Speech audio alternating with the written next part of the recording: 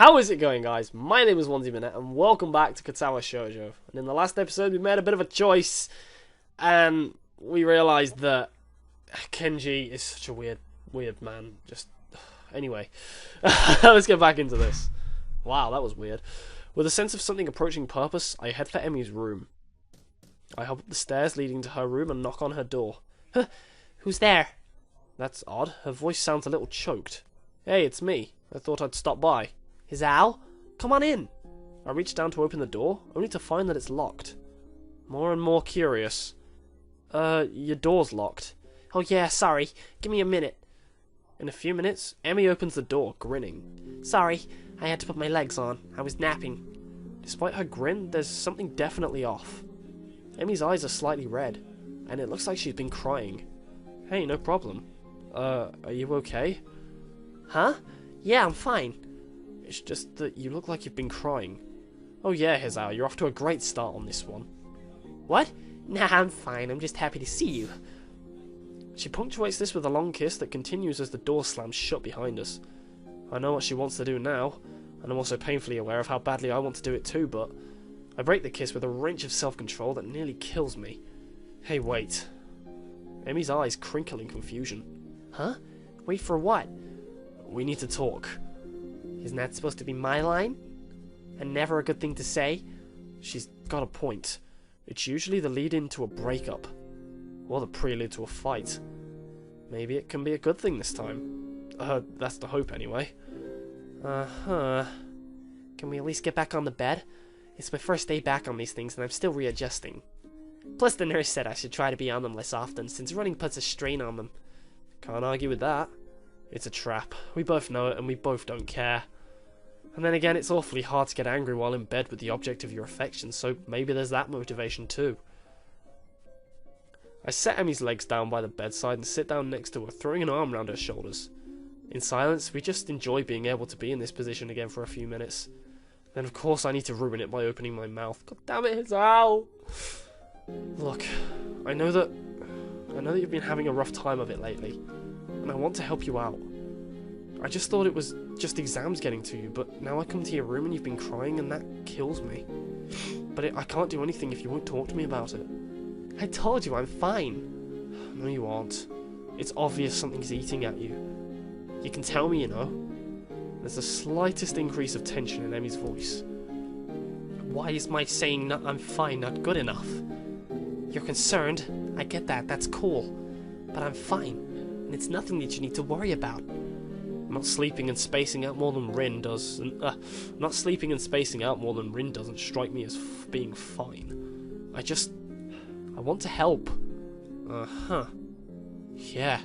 I don't like seeing you like this. I want you to be happy, you know. I get the feeling that came out wrong because Emmy fixes me with an icy stare. So you want to fix me, Hizao? She's definitely getting angry now. Want to swoop in on your white charger and save the day? Stop the nightmares, the phantom limb pains? Restore what's lost? Her voice catches in her throat and tears start to flow. Well, you can't. Nobody can. Nobody will. I'm so stunned by her sudden verbal assault that I remain quiet. Neither of us says anything for a while. I'm surprised that Emmy tightens her grip on me rather than pushing me away. After a deep breath, she starts talking again. Look, I'm sorry.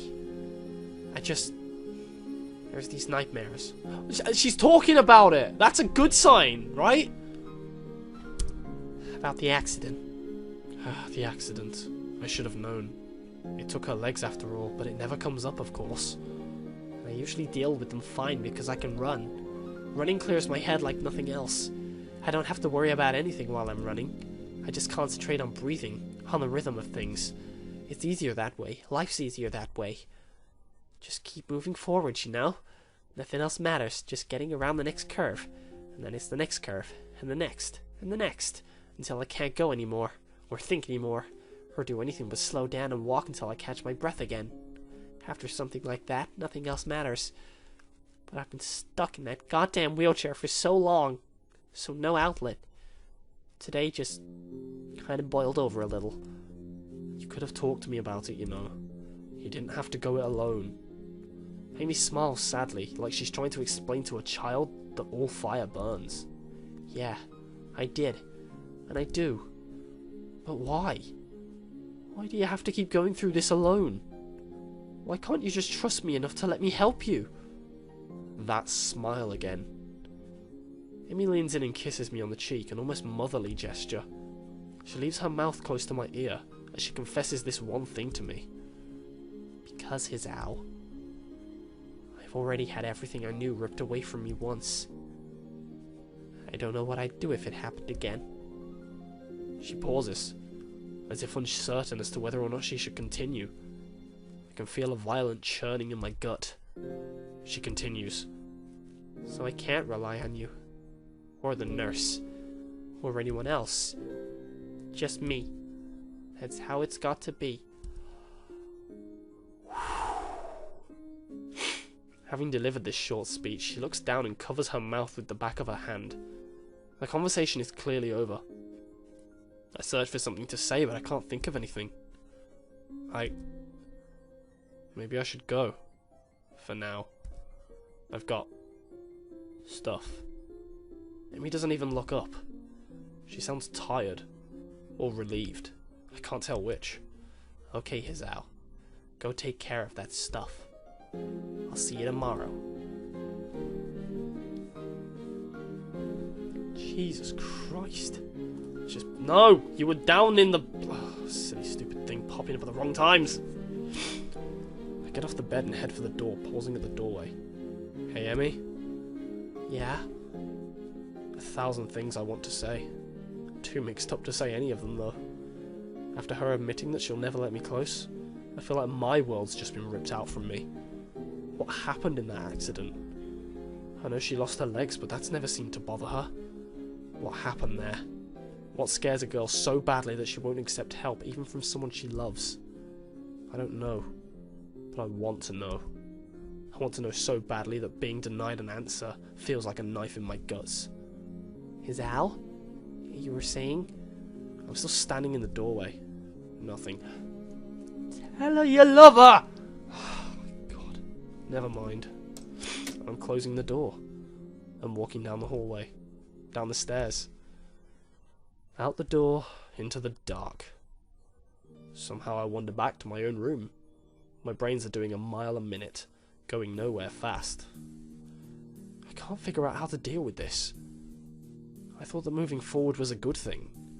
Dwelling less on a past that I can't change, living in the present and looking at the future.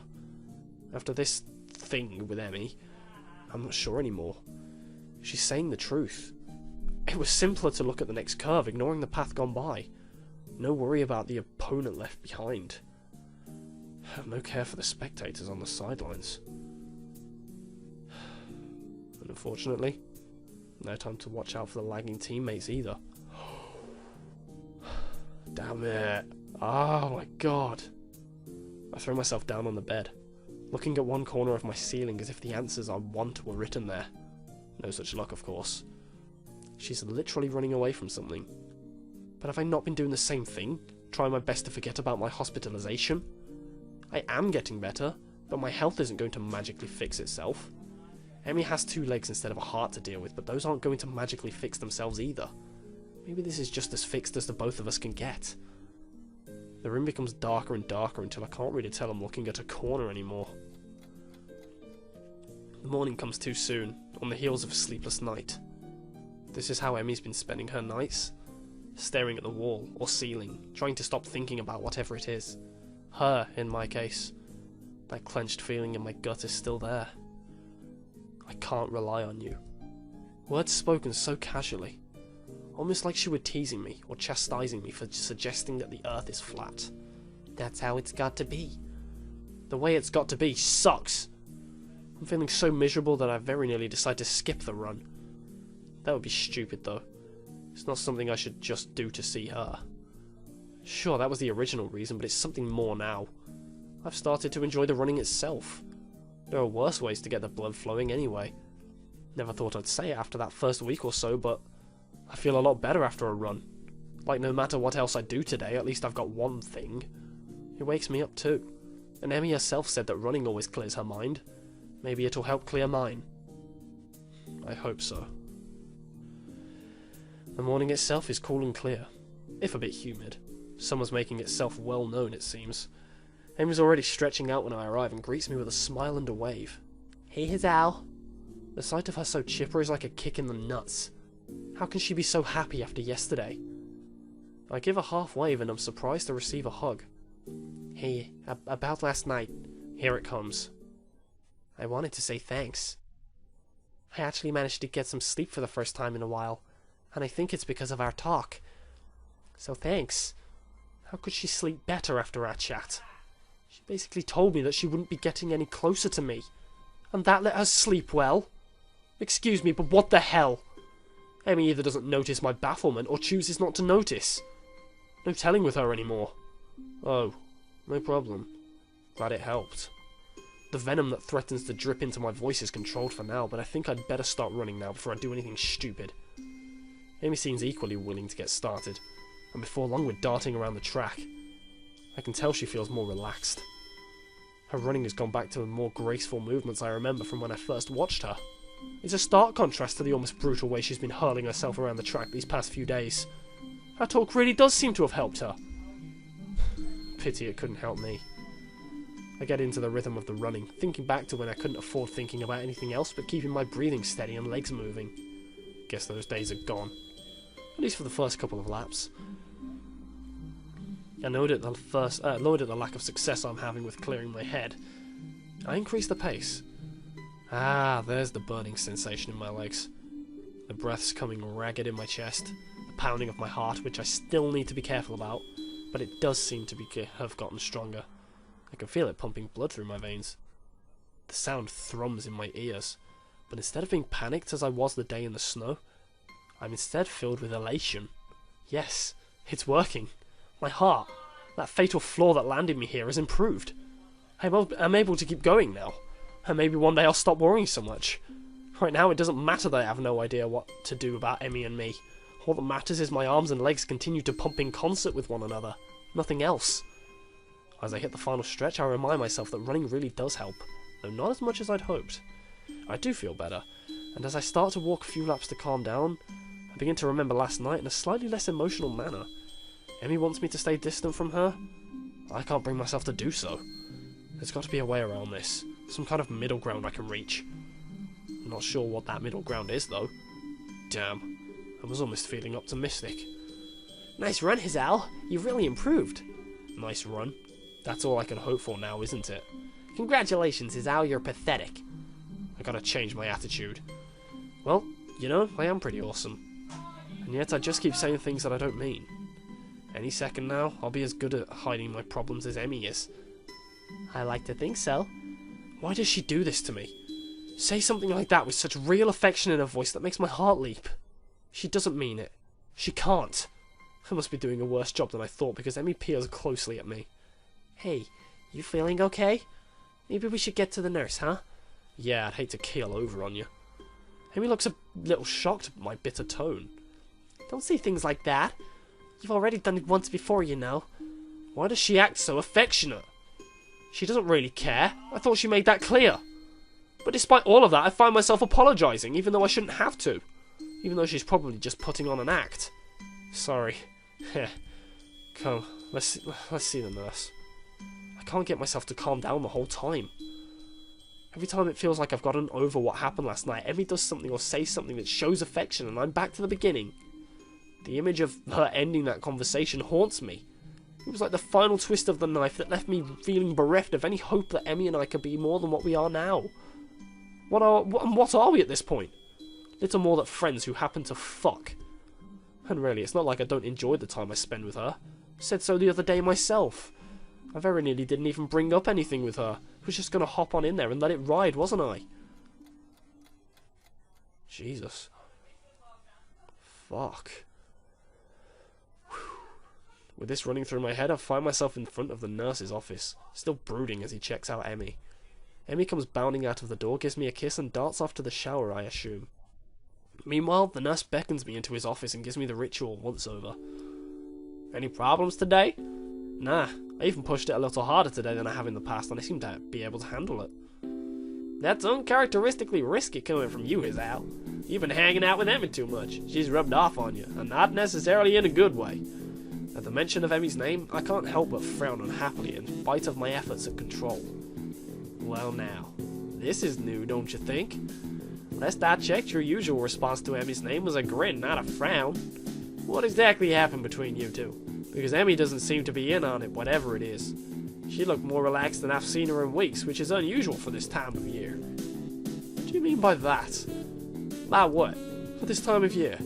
I keep trying to find out what's been bothering her, but she clams up as soon as I broach the subject.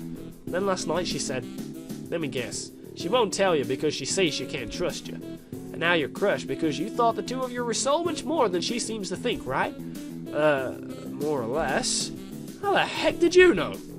Is how I'm the nurse. It's my job to see these things.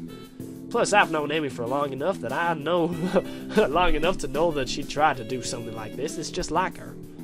He says this in the sort of half affectionate, half frustrated tone that would seem appropriate if he had a cigar dangling from his lips. As it is, he seems willing to make do with a pen. I open my mouth to respond, but a knocking sound at the door interrupts me. Hey, you guys still in there? Just a moment, Emmy. Give us a second to get our pants back on. The door bursts open and Emmy glares knives at the nurse. Asshole! Didn't mean to get your hopes up. Hey, can we leave me out of this? Anyway, what's up, Emmy? Forget something? I try to take a more cheerful tone with her. No need to upset her. Two can play the everything's fine game. Actually, I forgot to ask you something. Oh? What's that? You want to come with me on a trip to my house? My mom's making dinner and I thought you might want to join us. Well, of course I accept. I'll go to dinner with you, Emmy.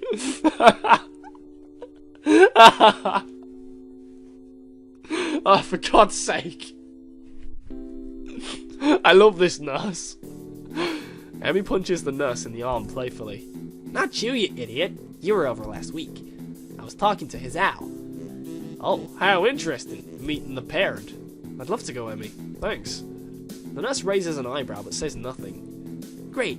I'll be in my room. Swing by after you shower and change into something clean and we'll grab the bus. Sounds good. I'll see you in a bit. This time it's me who leans in for a quick kiss before darting off to my room. What an interesting development. Maybe we're getting closer after all.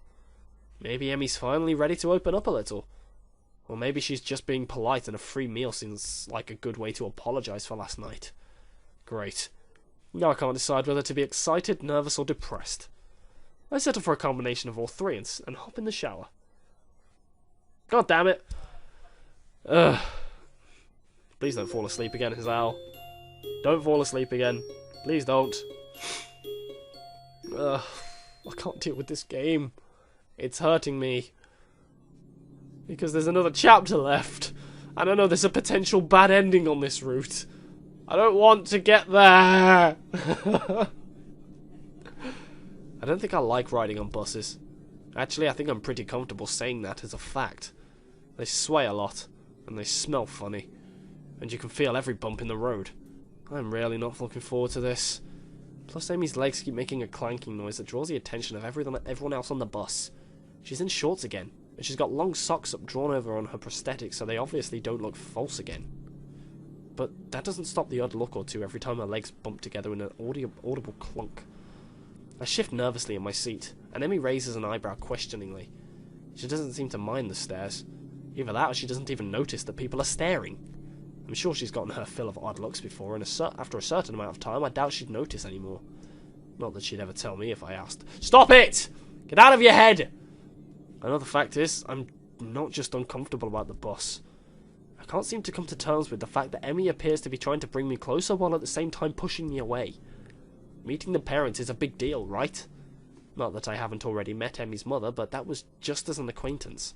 Now it's going to be as Emmy's boyfriend, with everything that implies. I can feel my heart pounding in my chest, an echo of that snow-covered afternoon that feels like it was so long ago that it might as well be another life entirely. Except then I didn't know what was going on. I also didn't have medication to help prevent things spiraling out of control.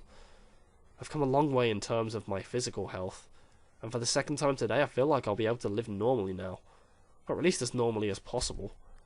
And if only I could manage my relationship as well as I've managed my heart, I'd be in great shape. I think that'll have to wait for another episode because the Wales match is actually just starting. So, yeah, basically, thank you very much for watching, guys. I hope you've enjoyed this episode. If you have, don't forget to leave a like and a subscribe and a comment or whatever you want to do. And I will see you in the next episode. Have a great day and a great life, and I will see you later. Bye-bye.